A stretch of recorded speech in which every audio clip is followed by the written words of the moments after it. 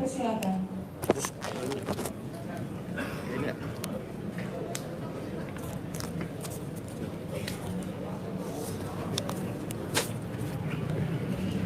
Izin Mas.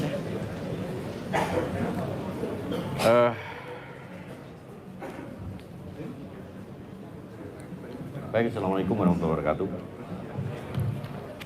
Selamat siang dan salam sejahtera untuk rekan-rekan sekalian. Hari ini kita akan melakukan rilis pengungkapan narkoba. Jadi yang saya hormati Ketua BNN Jawa Tengah, Dir Narkoba, kemudian Kabid Humas, para pejabat utama Polda, para Kapolres jajaran Polda Jawa Tengah, baik itu yang melalui Vicon maupun secara langsung. Jadi rilis ini dilakukan oleh seluruh Polres yang telah melakukan operasi bersinar. Operasi bersinar itu operasi terpusat yang dilaksanakan selama 20 hari. Jadi 20 hari terhitung mulai tanggal 9 sampai 28 Maret 2023. Dari operasi ini memang komitmen Polda Jawa Tengah dalam rangka KKYD menjelang saat Ramadan kita lakukan kegiatan kepolisian yang ditingkatkan, tidak hanya petasan, kemudian pelaku 365, kemudian judi, kemudian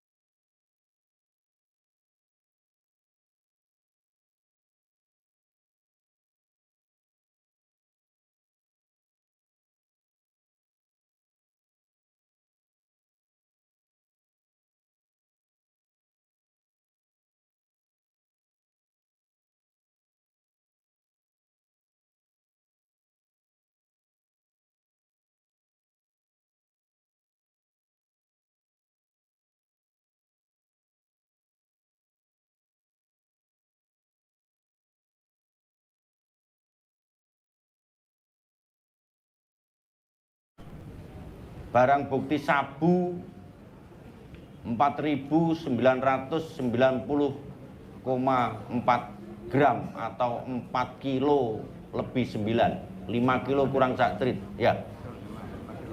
Ya, 5 kilo, anggap aja 5 kilo lah, itu hampir 5 kilo. Ganja 3.167,67 gram atau 3 kilo lebih sedikit. Ganja sintetis 81,1 gram, sintetis cannabinoid 20,05.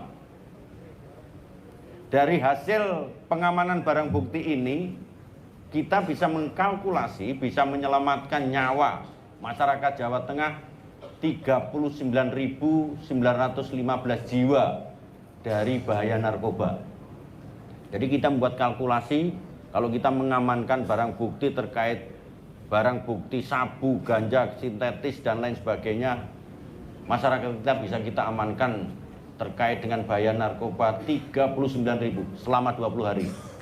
Kemudian, modus operandi yang dilakukan oleh para pelaku yaitu hubungan antara bandar produsen kemudian pengguna, mereka selalu terputus menggunakan sel putus, kurir tidak mengenal pengedar dan bandar, dan banyak menggunakan kurir perempuan anak dan anak-anak yang diajarkan kurir. Jadi kurirnya itu untuk mengelabui para petugas, orang perempuan dan anak kadang-kadang. Di samping modus operandi yang dilakukan adanya narapidana di lapas yang pengendaliannya peredaran narkoba dari dalam. Jadi mereka pelaku dari dalam bisa mengendalikan. Kemudian pengiriman barang yang jumlah kecil atau besar dengan menggunakan sarana kendaraan sepeda motor, angkutan umum maupun box truk, kontainer dan lain sebagainya. Sedangkan pembayarannya menggunakan transfer, bisa juga dilakukan tunai. Kemudian motifnya, jadi kalau sudah ada tersangka, sudah ada modus operandi, maka akan muncul motif. Motifnya satu, mendapatkan uang dengan cepat, nilai besar. Yang kedua, motifnya bagi para pengguna ya ketenangan diri karena obat stres dari para pelaku yang telah kita lakukan pemeriksaan, serta ketergantungan dengan narkoba. Di samping ada juga yang berpendapat dari para pelaku itu untuk rasa kepercayaan diri, motif bagi para pengguna. Lanjut.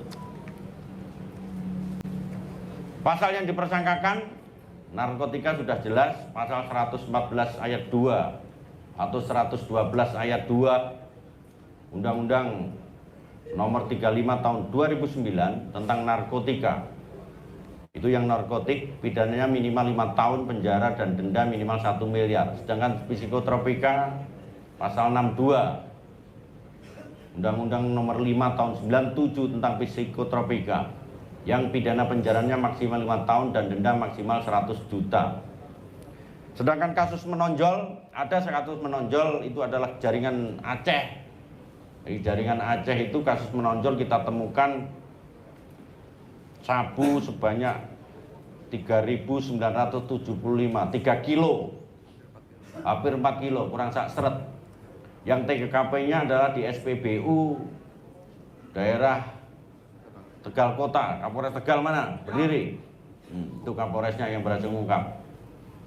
Tersangkanya 2, modus operandinya menjual dengan cara adu banteng. Jadi adu banteng itu antara penjual pembeli gapruk ketemu ditangkap. Kemudian ini adalah kasus menonjol. Kemudian dari hasil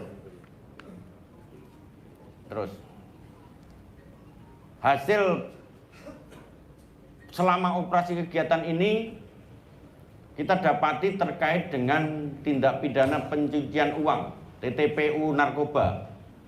Jadi 2 orang yang total kerugiannya, ulangi, yang bisa kita selamatkan adalah 8.500.000.000. Di antaranya barang bukti terkait dengan narkoba TTPU ada 11 bidang tanah, 20 bidang tanah, 1 buat mobil dan lain sebagainya. Yang motifnya adalah untuk memperkaya diri. Kemudian upaya Polda Jawa Tengah, upaya-upaya apa yang dilakukan Polda Jawa Tengah? 1, mengungkap narkoba dalam periode 2.140 kasus. 3, antara Januari sampai bulan Maret ini adalah sudah 740 kasus. Pendekatan hukum dengan menekan supply dengan hukum berat bagi para tindak sok narkoba ke masyarakat, serta menerapkan TTPU kepada para bandar narkoba. Ini untuk upaya Polda Jawa Tengah. Dan tadi sudah kita ungkap TPPU-nya. Kemudian pendekatan kesehatan untuk menekan permintaan untuk demandnya kesehatan. Kita dengan upaya preemptif preventif melalui penyuluhan, pembinaan dan rehabilitasi yang selalu koordinasi dengan Badan Narkotik daerah. Beliau ada di sini, nanti bisa menyampaikan terkait ini. Melibatkan pihak eksternal dan internal dalam memberantas narkoba, baik itu edukasi, kemudian upaya preemptif. Kita sudah mempunyai kampung tangguh bersinar yang jumlahnya tersebar di wilayah Jawa Tengah. Jadi kampung tangguh bersinar itu adalah penanggulangan narkoba dari masyarakat, oleh masyarakat dan untuk masyarakat. Bahkan dalam hal bukti permulaan yang cukup, di kampung bersinar mereka bisa melakukan upaya pembinaan, yang itu nanti kalau cukup pidananya diserahkan ke polisi. Yang terakhir, seluruh Polda Jawa Tengah tidak ada toleransi. Jadi tidak ada boleh ada ruang bagi narkoba untuk wilayah Jawa Tengah. Demikian rekan-rekan Yang saya sampaikan, terima kasih. Assalamualaikum warahmatullahi wabarakatuh. Mungkin ada yang ditanyakan, silakan. Pak Gilang, izin saya lebih dari kuasa hukum tadi terkait Sebentar. Mungkin Pak BNN silakan, ada yang perlu disampaikan? Sebentar ya. Oh nanti aja. Oke, silakan.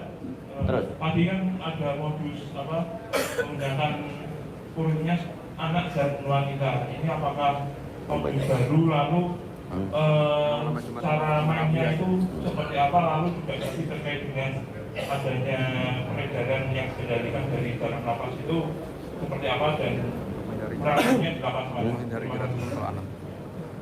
Jadi itu untuk mengelabui petugas. Jadi untuk melakui petugas itu kalau anak satu untuk menghindari ada jeratan hukum. Untuk yang perempuan untuk mengelabui petugas. Jadi tidak nyangka sebenarnya menggunakan itu, bandar lihai sekali itu untuk kegiatan ini. Jadi untuk deteksi terkait dengan mereka dikelabui dengan menggunakan perempuan dan anak. Nanti bisa kita cek ke mereka yang kita lakukan.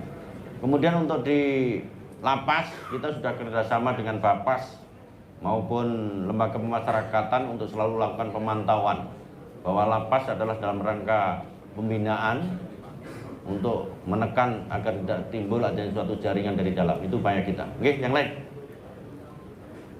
Pak, terkait dengan tadi kampung anti narkoba itu sendiri, berapa jumlahnya? Dampaknya terkait dengan peredaran ini menekan sampai berapa persen atau sampai sejauh mana lah untuk upaya menekan itu dari kampung anti narkoba itu tadi. Terus dari pihak kepolisian atau mungkin BNP terkait dengan edukasi yang saat ini dilakukan kepada mungkin generasi muda atau anak-anak sekolah.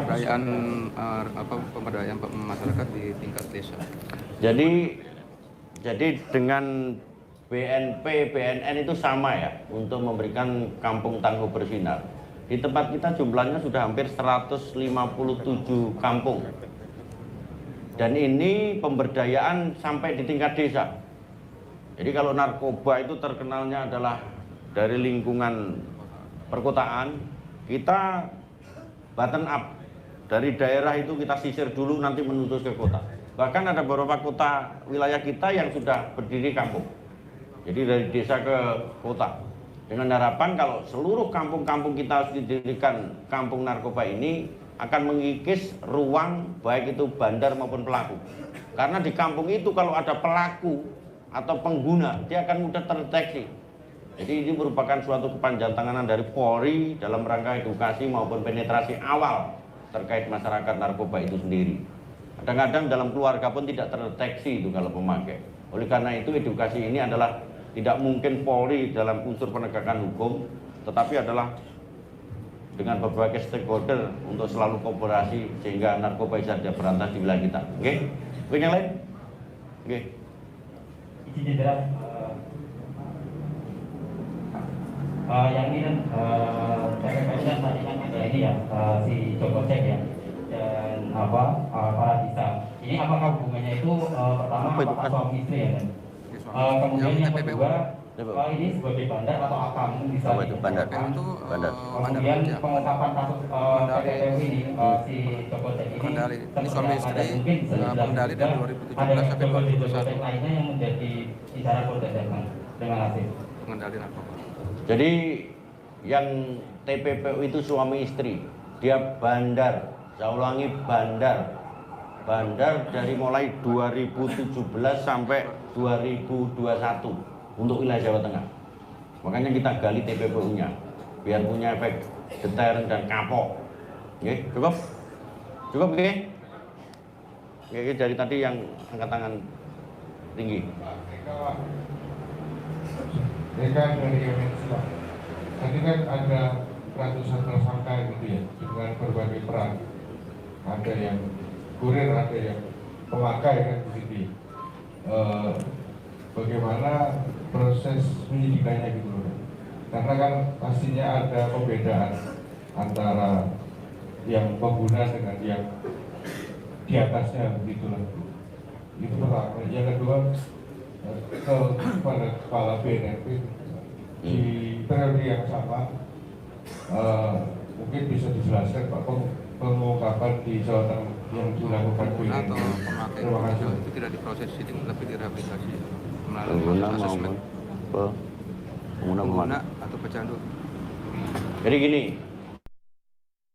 khusus untuk pengguna maupun pecandu, kita lakukan rehabilitasi dengan cara di assessment oleh BNN. Nanti bisa ditanyakan oleh beliau terkait dengan proses assessment itu sendiri.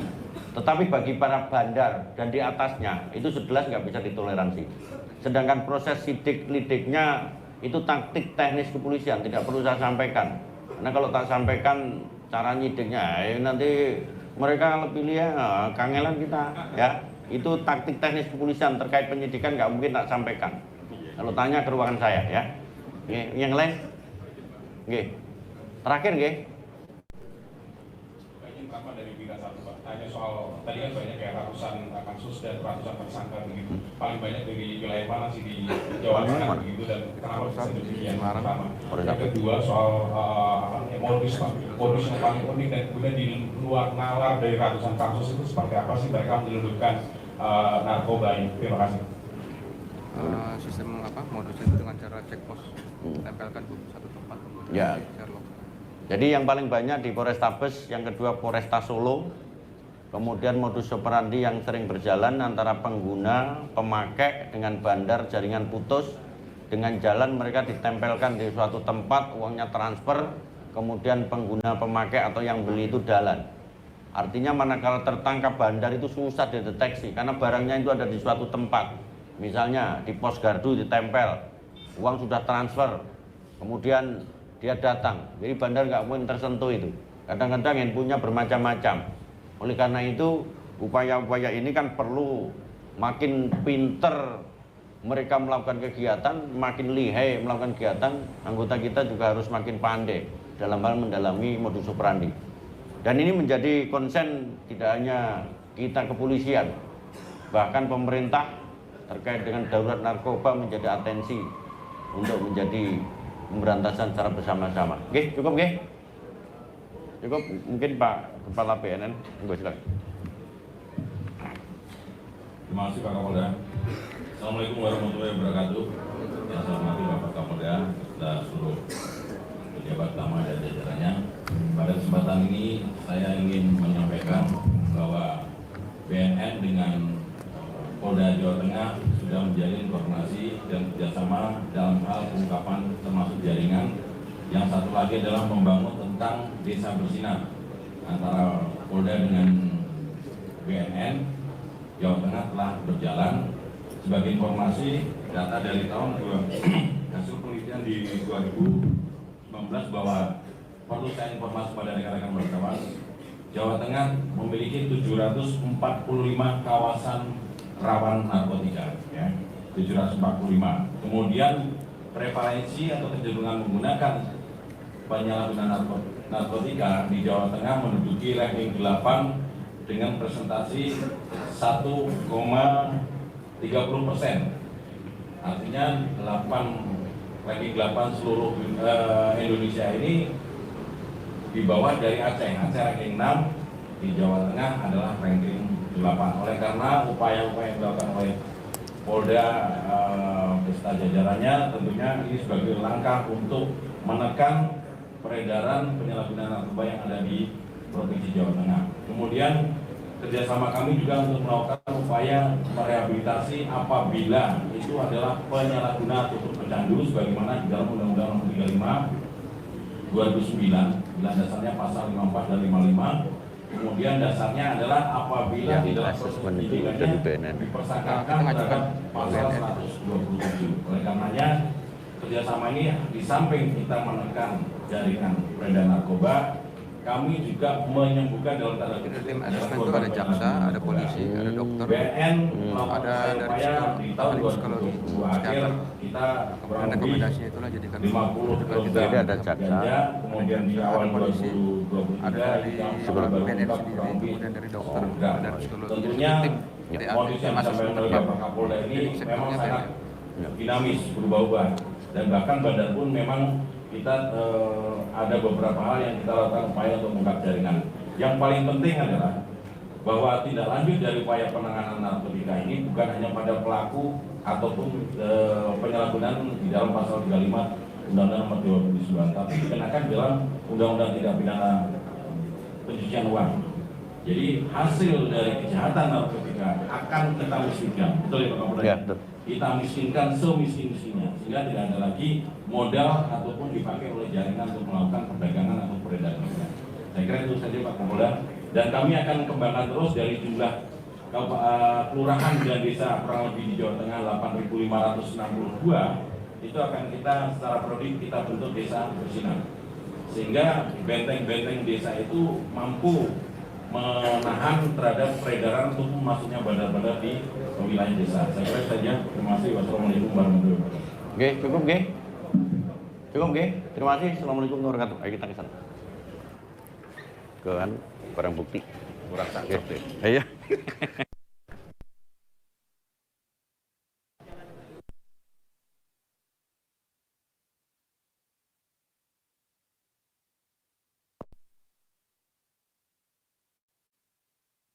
Oh, ini dari Aceh.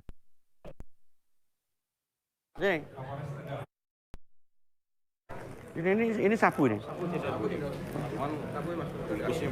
Bungkusnya Cina. Oh, ini dari Cina. Ini sabu. Ini dari mana? Dari Aceh masuk wilayah Tegal Kota.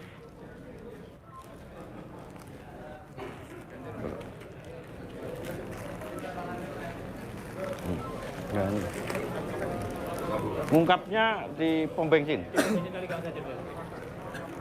Oke, sip. Ini dari Aceh, sabu dari Aceh. Hampir 4 kilo kurang sak seret. Nah, 4 kilo kurang sak seret. Ya. Oke, Pak ya. Ayo. 5 kilo kurang sak seret. Sana. Ayo. Oke, selamat ya. Sip.